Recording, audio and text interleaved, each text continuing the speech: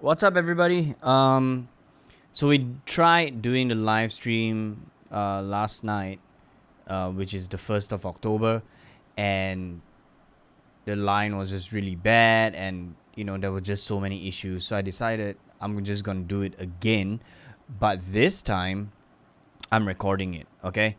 So I've also removed the demo track already, and we're just gonna go through the actual stems that were recorded at JD's place. So it's all started off with a demo, and I'm just gonna show you guys how it all started in that sense. We use MIDI drums for this, and Easy Drummer was the plugin that I bought to make all these drum beats. I got it in 2019, and I was like, okay, I need to learn how to use all this stuff. So all these songs were formed in 2020. So it started with I Don't Give a Damn, and then now we have this track called All Over Again. So yeah, this is such a great plugin. It's easy, it's really intuitive. It's got all the sounds that I like. It's got Sabian cymbals, and it's a DW kit, and you can actually tweak what kind of other kicks. There's a Gretsch, there's a Yamaha as well, and the coolest thing is that there are also presets, and here's an 80s preset. You can hear like the gated reverb and stuff, but for this we just use the basic one. And yeah, that's the cool thing about using Easy Drummer to form everything. And there's also the MIDI patterns, and I've got a bunch here. But yeah, so this one, it started with something really simple like this, so you can kind of like sample it and then just drag and drop. Yeah, so you can drag and drop here, and then you can manipulate them. You can choose like how much of the snare. You can see the dots like appearing more. Yeah, so this is really cool, and I use this mainly as the sound, and that's how the whole song was later on developed. But I also keyed in part by part using MIDI. So it started off with a general loop, and then I manipulated it from there. Alright, so Easy Drummer was the plugin that I used to form all the drums, and in fact I bounced them all later on and sent it to JD.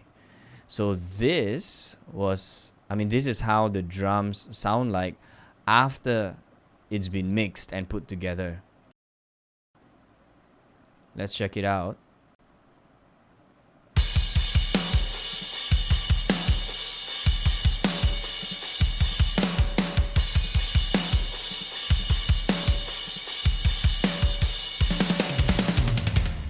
Yeah, it's cool. It sounds real.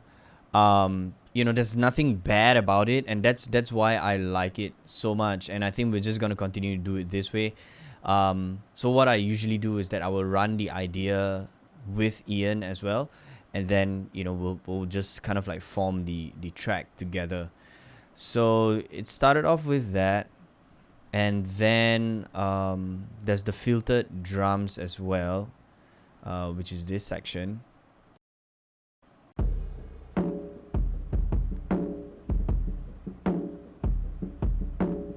Yeah, so basically this one is just a drum loop from Easy Drummer.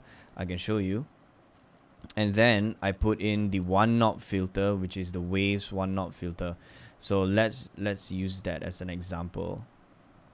All right, here, let's just use something like this. Yeah, you can hear that it's running through the filter right now.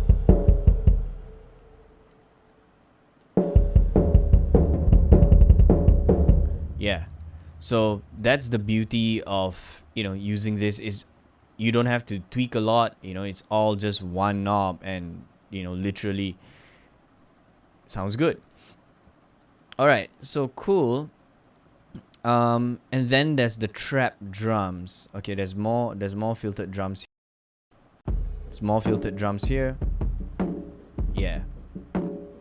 And then we go into a trap beat here.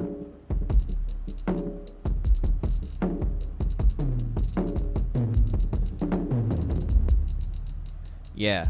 So there's just a lot of hi-hats and kicks for the trap drums. So with this one, I use Logic's drummer to do it. And it's so easy to use. It's literally just drag and drop, click and all that. Okay, so this is Logic's drummer. Let me just open it. Okay. Hold on. Okay.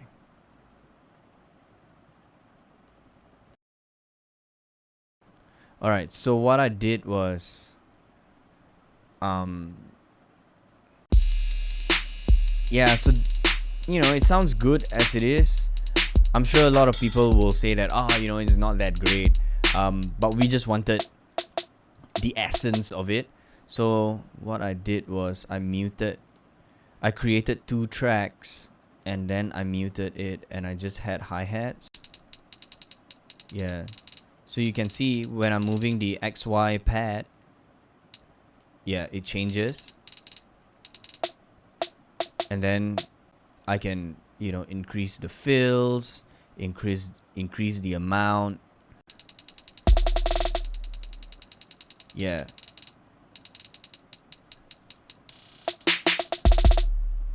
Yeah, that's a cool thing. And then you can humanize it. You can add like the phrase variation.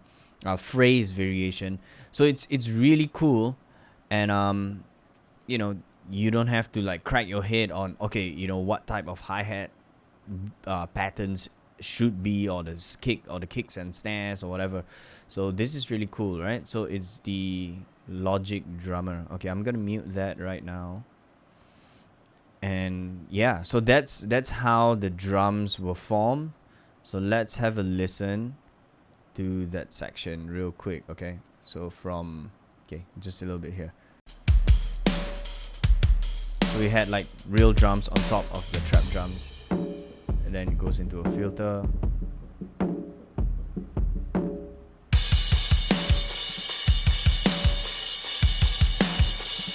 Yeah. So yeah, that's as far as the drums go.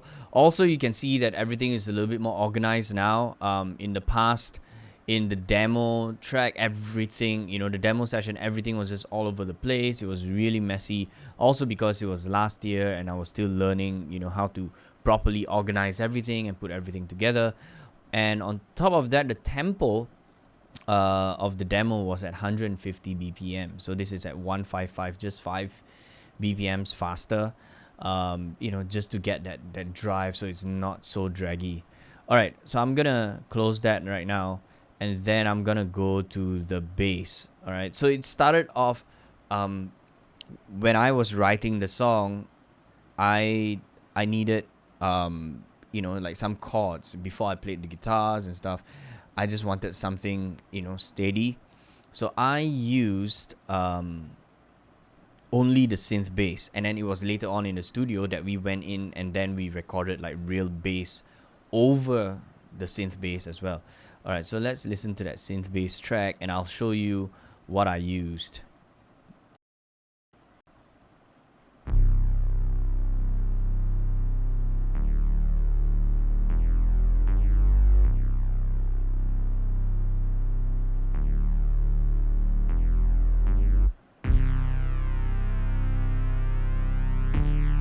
Yeah, so like the earlier portion, they were all like single notes, and then later on, I use 3 octaves: a super low octave, a mid, and then a higher octave. And of course, the velocity was a lot more intense. Obviously, because it's a louder part. Yeah. So yeah, just to create that bit of sound. Yeah, this one went with the kick. Yep.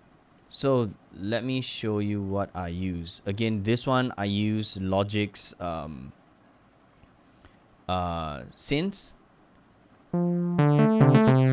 Yeah. So I didn't even tweak that much.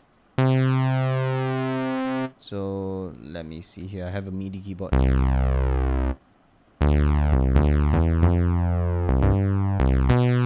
Yeah, as it is, sounds good already, and I think,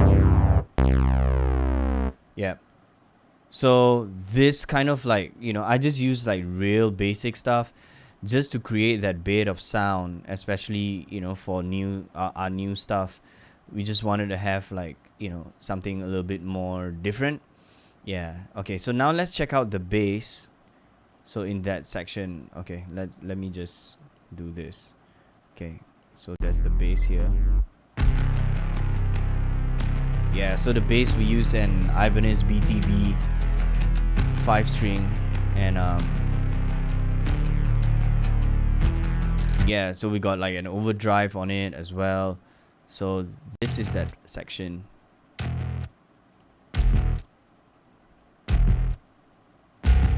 Yeah, so together with the drums,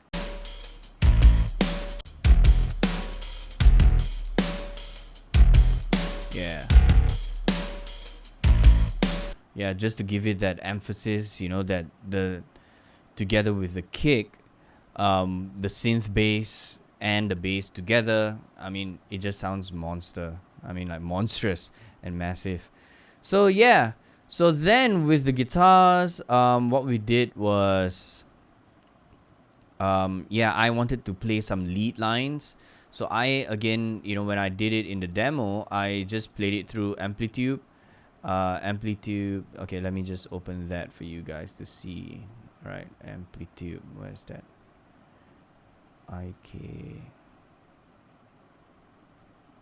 Okay, I think I need to open.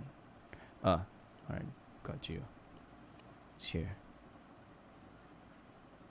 Yeah, so Amplitude 4. And for the main rhythm parts in the demo, I played it through a Mesa Boogie. Yeah, so you've got like tons of amps, and they sound really cool, and they sound very, very real and tight. So I think I used this preset, I think Get Ready to Rumble, and I was on channel 3, and it was on the modern sound. Yeah, so, you know, I mean, these plugins are great. Amplitude's, I think, free, at least for the chunk of it, and then if you want like packs and stuff, you gotta add on. So yeah, and then but during the recording session in the studio, I actually used an orange amp, which is my Brand Heinz through a 112 cab. So, you know, I did some lead lines, and then I did some rhythm parts as well. Okay, so let's check it out. This is my lead lines that I played, and I put it through a filter in the beginning as well.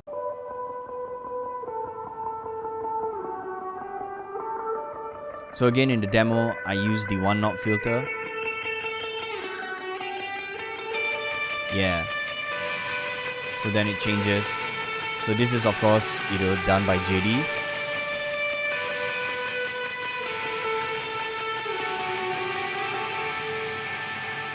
Yeah, so JD has this, I actually don't remember or don't know what he actually used later on, but I had a pedal. I played through a delay pedal as well. I think it was my Line 6 M5, so I used an analog delay for that. Yeah, so that's how that lick was done. And then I think later on there is a dotted 8 delay lick in the chorus. Yeah.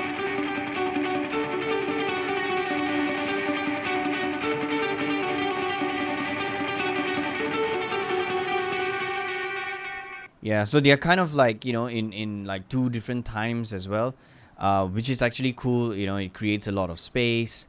Yeah, so let's see what else is here. Okay, these are all the lead lines. Yeah, then the dotted 8. And then we go to the bridge, where there's this whole tiny little post-rock thing that I do. Yeah, so the tram picking.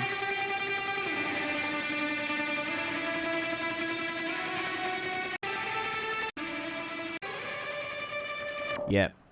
So, you know, then again, it goes into the filter, and then it comes back into the chorus, right? Okay, so when we were forming that track, the one knob filter is one of my favorite plugins to use, because it's so easy. I don't have to adjust the EQ and stuff like that. I just turn it on and it's there. All right, cool. So the rhythm guitars, I also played the main rhythm parts. So those were my lead lines, and this is the main rhythm part. These were all played through my Fender Telecaster, single coil in drop C with gauge 12 strings.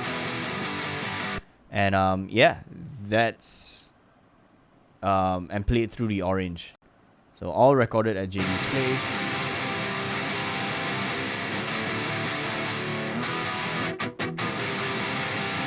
Yeah, so there's some human element to it, like it's some parts are played and some parts are not.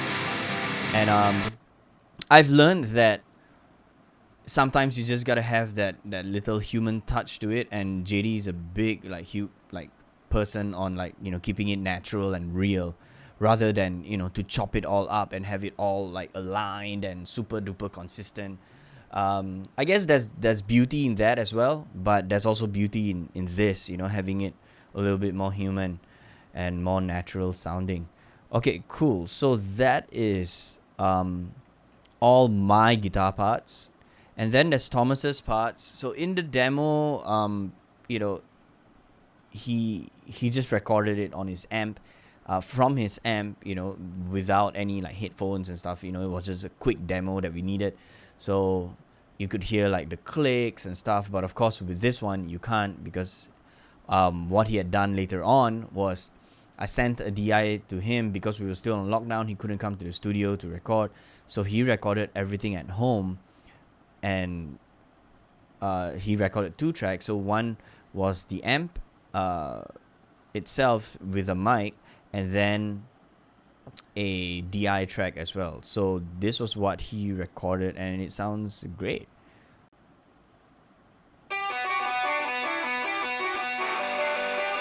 Yeah, so the lead line initially wasn't this. It was just something else, and then it sounds like there's a filter on it as well. Yeah, so we've got this trem lick as well. It's just kind of just going crazy. Yeah, and then there's this lick. It sounds like a tapping lick, but it's such a cool lick. Yep, and then this is the second verse. It's got this lick going on as well. Yeah. And then what's here? Okay, this is the bridge. So on top of the post-rock lick that I'm doing, and then there's the rhythm guitars that I'm doing. Okay, let's have a listen. Yeah. So there's the octave lines are in the rhythm track as well. Yeah, but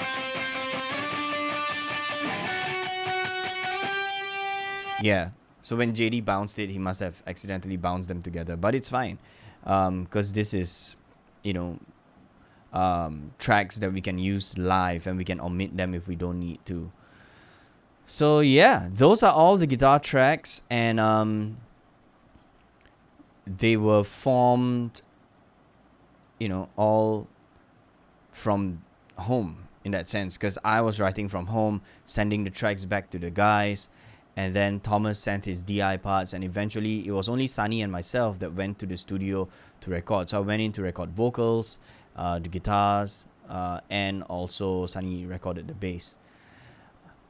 The lockdowns, man. But I mean, because of the way that we've worked together, I think we're just going to continue to do that, just work remotely. It's just so much easier, so much quicker.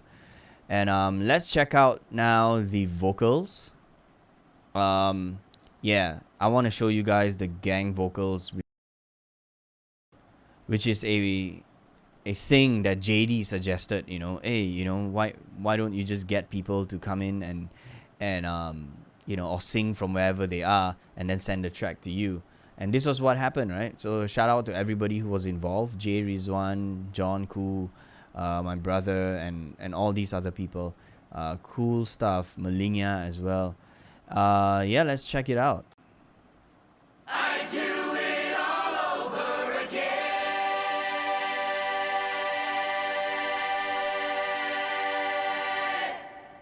Yeah, so they were all recorded individually. Like Malinga gave me like tons of tracks, and then I sent it back to JD, and then he just comped and put everything together. Yeah, very, very cool. So we've got another gang vocal section here that's in the bridge. Never thought we'd ever come to this. Never thought we'd end up quite like this. Never thought we'd ever come to this. Never thought we'd end up quite like this. Never thought we'd ever come Then it gets more intense here. Never thought we'd end up quite like this. Never thought we'd ever come to this. Never thought we'd end up quite like this. Yeah, so there's like a bunch of other people. I think Alvin Chong from Penang, he sent his track, and he, if you could hear the super like falsetto one, that's him.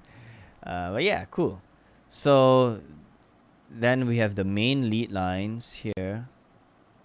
The lead vocal. I do it all over again. Yeah, so there's that. And then let's listen to the doubles. I do it all over again. Okay, so that gives it space. And what's in the backing vocals? I do it all over again. Yeah. And then I think over here, effects, there's like a scream, I think. I do it all over again.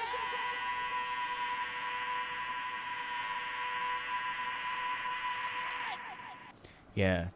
So put all together, it sounds like this. I do it all over again.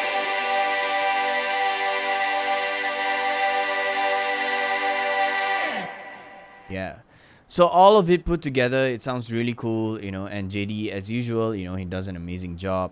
So with the vocals, how I tackled it, I just wanted to have more dynamics and more range in the way I sang, and the way the entire like performance would be, instead of just singing straight as how we used to do before.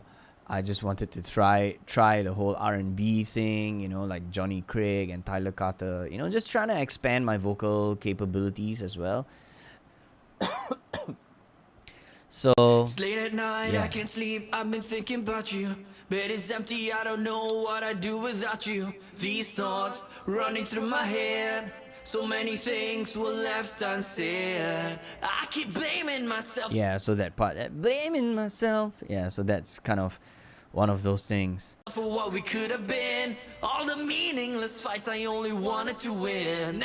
And then there's the low octaves. So in the demo, I use Nectar to do it. So Isotope Nectar, and then I just dropped it, like 12 semitones lower. So it's basically an octave lower. But JD used the Soundtoys Little Altar Boy to do this. It's not as low as I wanted it, but it's cool. Still cool. It's said and done. The I'm echoes, left with yeah. scars and nowhere to run. I can't deny it. I can't deny it. Yeah, so there's some of that echo as well. But yeah, I think there's that altar boy part, I think in the second verse maybe. If I could turn back time, I'd do it all over again. If I could hit Yeah, so that's the main line. It was quite challenging really, for me to sing like the harmonies, because they're already so high. But it's cool. It's cool that I was still able to do it. And of course, with tuning and studio magic, it made it all sound perfect. And when put together in a song with the music, it sounds complete. rewind, I'd do it all over again. If you could change your mind, we'll give it one more try, would you do it all over again? Leave the past behind, let's do this one more time. Would you do it all over again? Yeah, so the second verse, it's not in the backing. There's like the echoes, that I thought sounded really cool, and it all happened in the studio session itself. I thought about it. Hey, I could do this. Yeah, I remember clearly that I did that. So that this thought went through my head. Give you everything you wanted, maybe not everything you needed. And I misread the signs. Yeah, so that was that on you? like the ad-lib. It's not in the track here, but that's what I did. If you guys want to listen to the entire song, it's on Spotify. You and I, why, oh why? Yeah, so okay, that low octave part is here. Okay, let's see. They do you right. Okay, it's here, I think. Yeah, here. Why, oh why? Yeah. Let's see if there's anything here. Okay, nothing there. Alright, yeah, so that was done with the Little Altar Boy. Like I said, I would have preferred it if it was lower. But there's a lot of low end going as well. But it's cool. And then there's the doubles. Why, oh why? Did I do you right? Did I do you wrong? Yeah, so did I sang push like you a low away part. With all the things I did, I just wanna make you stay. Didn't mean to let you down. God, it's lonely when you're not around. Yeah, so there's the panning repeats as well. Yeah. So initially, there's supposed to be like a glitch thing going on here. Okay, I'm just gonna put it on and let's see how it sounds like. Okay, so the effect that I use is ill-informed glitch 2. Can't remember what I used. I think it was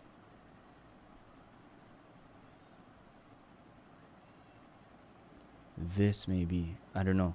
Yeah, so it's got like randomizer, distortion, gate, reverse, and all these things, and it makes it sound really, really cool. Okay, let's here.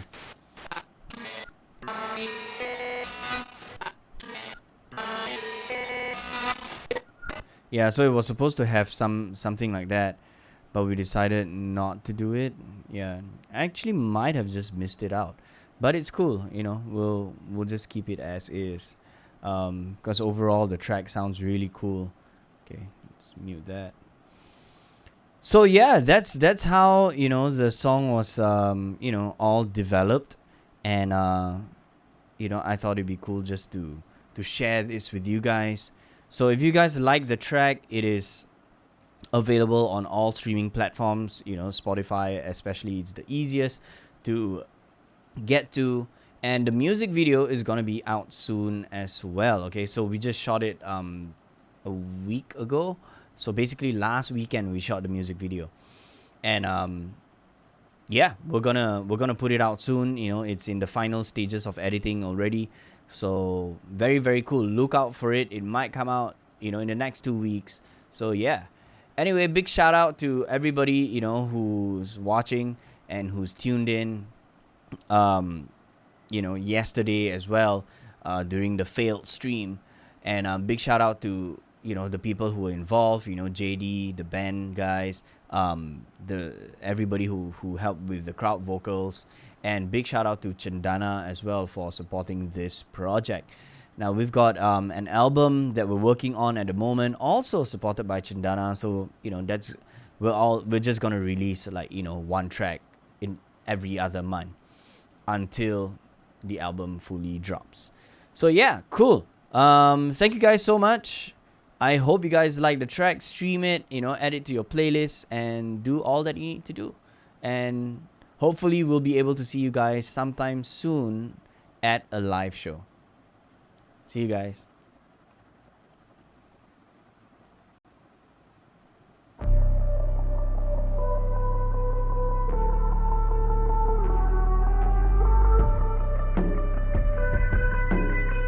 I do it all over again.